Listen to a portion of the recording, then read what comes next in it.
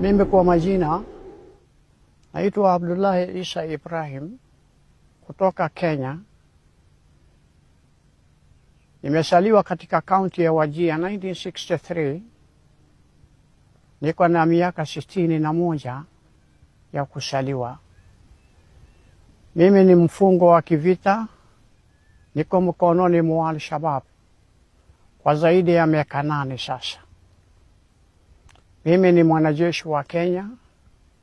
Nilijiunga na jeshi ya Kenya 1986 na nimetoka kikosi cha 9. Nimeingia Somalia tarehe 1 Januari 2016 na nikakamatwa na Al-Shabaab tarehe 15 Januari 2016 kwa uvamizi ile ilifanywa na Al-Shabaab kambi ya KDF huko Elade. Baada ya hayo kutendeka, tulikuwa tunatarajia kwamba serikali ya Kenya na wananchi wa Kenya watajitokeza kutushughulikia ili